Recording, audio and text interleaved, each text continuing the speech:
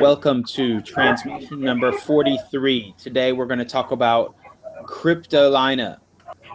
Farouk, excuse Theo, me. it's Hi, great. Farouk. Welcome. Good. My pleasure. Thanks for having me on again, Theo. It's good to see you, and I'm looking forward to hopefully seeing you in person soon. Okay, great. So this year's Cryptolina is in Charlotte, North Carolina. But before we talk about that, I wanted to ask you, how did you get into Bitcoin? Yes. Okay, awesome. All right. So it's a great question. Obviously, it's an important question. Any Bitcoiner or digital currency enthusiast, I think, going into the future, will look back and remember how we first got into it. For me, I don't have a technology background. You know that about me in our previous conversations. My enthusiasm as an entrepreneur is precisely in what the blockchain and the technology behind Bitcoin can hopefully and will accomplish. When I first got into it as an entrepreneur, I was curious about what the blockchain really meant. Is it possible? Was it possible to be utilized in ways other than just as a means of exchanging value of goods and services from one person to another? And it was about 2012 that I first started reading about it. And then late 2013, I began seeing some of the tremendous conversations that were taking place, again, with people that are much smarter than I am. And I wanted to be a part of it. I didn't know exactly how I could be a part of it, but I wanted to be a part of that conversation. And so with late 2000, I set out a quest to find a way to involve myself in it. Last year, the Cryptolina conference was in Raleigh, and this year it's Charlotte. Why did you guys change cities? Well, what we hopefully demonstrated last year was that we wanted to do things a little bit differently. These conferences and conventions were exceptional. There was a lot of great conversations that were taking place. But from our standpoint, as we hope we demonstrated, we wanted to take this conversation into the hands, into the minds of people that were maybe years behind the eight ball. They quite hadn't gotten there. I'm talking about legislators. I'm talking about enthusiasts in other realms of technology who have not yet ventured into digital currency and Bitcoin. And the natural progression, we realized, being in North Carolina, in Raleigh, we were very close to the Research Triangle Park, one of the most well-known centers of innovation and technology in the country. But what we thought we need to do is perhaps this time take the conversation directly to one of our main banking centers. And interestingly enough, in North Carolina, we have Charlotte, North Carolina, which is known to be perhaps the second largest banking center with over $2 trillion running through its banking veins. And we said, if we're going to do this again, and we wanted to do it again, we felt the natural progression would be to do it in Charlotte this time. We wanted conversation to those people in the banking environment to entice them, or perhaps get them enthused into becoming a part of the long-term vision of what Bitcoin digital currency can mean. So we're bringing it to their backyard, and we hope, and we believe so far at least, we've been confirmed to get quite a bit of interest from some of them. I mean, again, we're not necessarily holding one side of the Bitcoin argument versus the other. We're just facilitating an environment where the conversation can take place. So now you're going directly to the banks, and Charlotte is a big bank city, and now you're going to have it right in their backyard so they can come check it out. Well, that's an interesting concept. What else is different about this year's conference as opposed to last year's, besides some of the guests? Certainly some newer guests, some newer faces. Our inaugural event was so exciting to us. Again, we wanted to break down some of the existing boundaries. The reason we feel, and I think I should say to your audience, why that's important to us, is that we want Bitcoin and digital currency to not just last, but we want it to thrive. We want the businesses, the enthusiasts, the experts in this technology to thrive going into the future. I personally have some interest in how the blockchain is going to be used in the political arena to get some of the corruption and the disgusting nature of the money-driven politicians out of business, essentially. So I have my own personal interest there. I wanted to believe that by getting the conversation and getting new faces, people like Ed Moy, the former director of the U.S. Mint, to speak favorably about what this sort of technology could mean, was our first step. And that we believe we achieved that last year, Theo. In conclusion to that question, we had someone like Ed Moy and many other incredible people. This year we have some additional people that I think are going to shift the conversation in favor of Bitcoin and digital currency. The other thing that's different, just logistically, is that we're hosting the event at a theater. It's a historic theater. It's a beautiful place, but we're going to have one center stage. What we decided to do this year, even though we seem to have quite a bit of enthusiasm from possible speakers and participants, we wanted to have all of the eyes of the community that's going to attend on stage. So we have a one-track event versus a two-track event that we did last year, where at the same time there were two different discussions, or perhaps even two different panels going on. This year it's just going to be one track. It's going to be a more consolidated approach, which I think is going to allow the entire audience that they may be missing if they attend. It's going to be one track, and I think a lot of all of the interest is going to be focused in on the particular panel or the speaker at that given moment.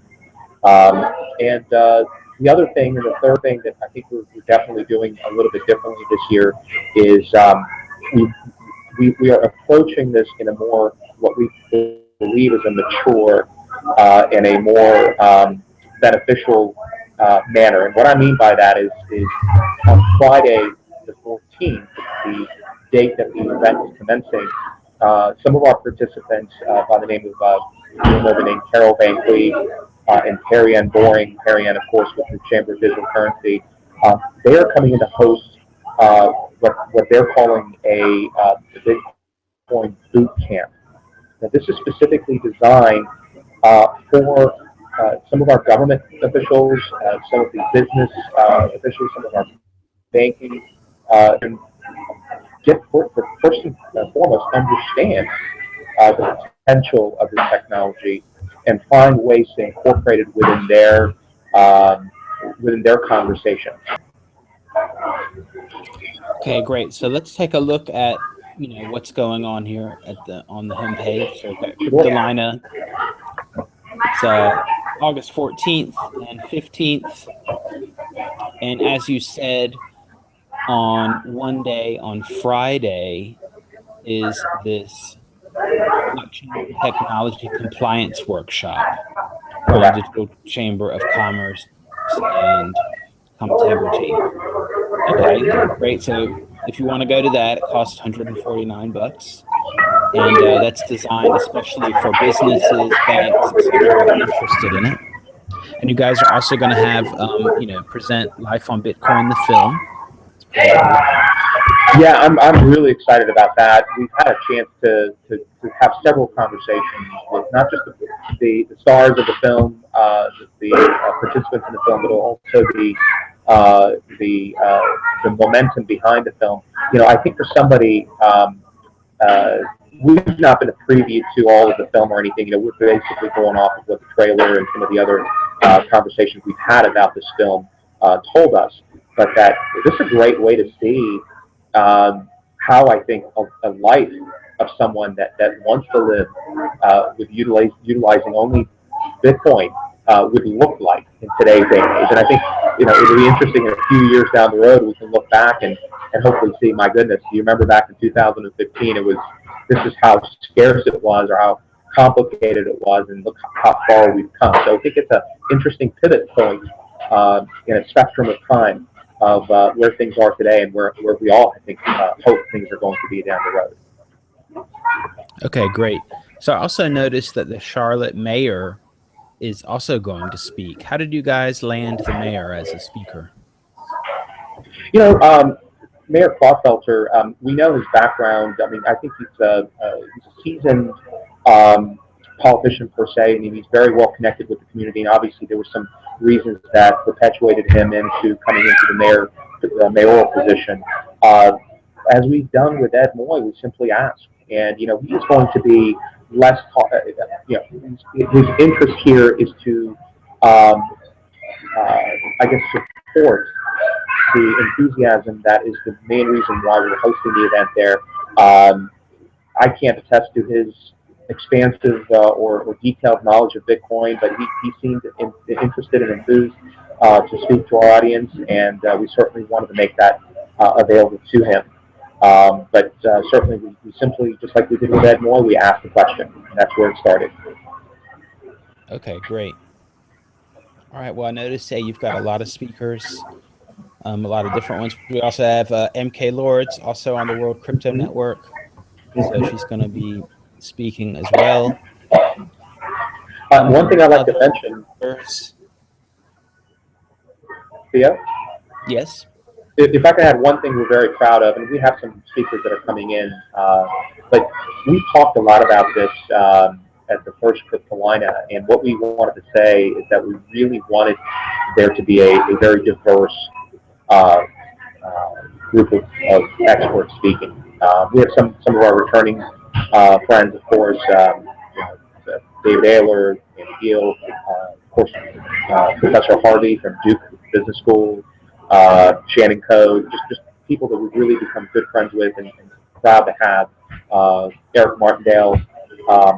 But we do have a very a blossoming group of first-timers, and we have a growing group of female participants. We're very proud of that we were able to see that there is, again, a more diverse involvement into this technology and this movement and this industry, and we're proud to present them at the event. Certainly MK Lords, Erica Pierce, Carol Van Cleve coming back, of course, the infamous Perry Ann Boring. I mean, we're just very proud to have all these exceptional participants in creating, as you see, a more diverse group than we had even last year. Okay, great. Yeah, it does look really interesting. Mixed group, different backgrounds. So that looks really good. And we've also got some sponsors and exhibitors. Can you tell us who's going to have an exhibit at the event? Yeah, there's. I know one of the exhibits we're really excited about is Key. They are in the process of launching their system, their business. I want to be careful not to know they're going to have a very nice presentation, and they've sort of come onto the scene. And one of the things that excites myself and my partner in this event, Dan Spooler, is whenever we're able to give a environment for a new business or a new startup. We had several of those last year who subsequently got funding and were able to kind of move their businesses in a great new direction. But certainly we have several sponsors. TT comes to mind. We're going to have Crypto Network, Crypto again being a part of the event. Of course, Chamber of Digital Commerce, Perry Ann. We have Matt Rozak, again, an exceptional speaker. He represents a company by the name of Pally Capital. So you're going to have, I would estimate, approximately 20 or so vendors slash sponsors. And we do, and I want to mention, I mean, I don't think it's ever too late. We have, the location we've secured has a really interesting space available to us. So I think it's going to be, again, a very cozy environment where the audience members are going to have ample opportunity to interact with our sponsors and vendors. but there is still space available, and if there is a business that wants to highlight themselves in a very concentrated way at the event, we are more than glad to put together a sponsorship package for them if that is something that they're interested in looking into for us. And of course, we do believe we are going to continue getting a lot of exposure. We do things. We try to do things in the right way. We don't. We try not to put the cart ahead of the horse, because we are doing strategically released in time press releases. We are communicating with our local network of businesses and entrepreneurs. We are extremely thankful to have the support of the Packard Place, which is just an incredible, beyond what an incubator space would be in downtown Charlotte. They are just one of the most innovative, up-and-coming places for entrepreneurship and the community. And the Packard Place, not the Packard Place, but just Packard Place in downtown Charlotte has been extremely supportive of our effort. And of course, our friends with the Bitcoin meetup groups, both in Charlotte, and Charleston, and Raleigh, Durham, they've been a big support, and many of them are going to be attending and participating in the event. It's just going to be a robust, very hospitable and warm community of enthusiasts and experts, just having the sort of conversation that I wish every city in every state in this country would have. But this is our effort to keep that conversation moving forward. Okay, great. So anyone, if you want to come check out Cryptolina, then go to cryptolina.com. You can pay with BitPay. You can also pay with fiat. If you're a potential sponsor, then get in touch with them. Last year, the event was really good and had a really good, like you said, a kind of cozy feeling and not too uptight. You could really get to know people really well there. And I felt like last year it could have been, 2 more days because there was so much going on. And now you're going to do the one stage. Maybe that's going to help. That's an interesting dynamic. I think both have pros and cons. I did kind of like the organized chaos of the 2-tier because there was always, you felt like, oh, there's always something going on. But I guess with the 1-tier, everybody gets the same stage, so that's good. Everyone, that definitely is an advantage. And also Charlotte is a good distance between, more places. Raleigh is good distance between, Richmond, Washington, D.C., etc. But now that you're in Charlotte, it's not very far away from Atlanta, and you're not far from the Triangle either. So you've got kind of the best of both as far as location, north, south. And anyone from far away, if you want to come down, North Carolina has good beaches. You can just go Highway 95 and then head over to Charlotte, and then after the conference you can go to the beach. So if you don't have anything else to do, then why not come out? Or you could just do a whole tour. You could hit Triangle, then you could hit Charlotte for the conference, and then you could go down to Atlanta. You got good little trip there. So yeah, Charlotte, I was thinking just geographically, Charlotte is a little different and pretty cool for reaching different people. So the Atlanta people don't have so far to drive then. And I think that we're going to wind it up. If we want to get in touch with you, we can look for Cryptolina on Twitter. We can go to cryptolina.com, and all the contact information is there. And it's on August 14th and 15th, so you still have time to organize it and get your plans going on. And can we find out on the website what day? Is there going to be a schedule posted at some point? So if I want to see a particular speaker, okay. Mm-hmm. Absolutely, yeah. We're going to have a run-up show that is going to be available. Actually, there's a temporary one that we actually put down and shuffled some things around. That's been kind of an interesting part of learning how to put on a good event, has been to make sure that our audience as you stated, if they have a particular area of interest, if they have ample information available. So we're going to make that available to any of us that goes to the website. And you're right about all of your descriptions of North Carolina. And there's a lot of direct flights into Charlotte. So that was another reason that we selected Charlotte. So we'd love to welcome any and all enthusiasts and those who are just interested. And I again just want to say in conclusion, thank you, Theo, because it's really it's people like you that are really driving the conversation forward. You know, we're doing our little piece here, and there's a lot of other very capable and very innovative thinkers out there that are pushing this concept forward. But because you're having a platform and you're facilitating such a platform for the discussion, I think you're one of the driving forces, and those like you who are really driving this conversation forward. So I thank you for having me on and giving us an opportunity to share our message with others.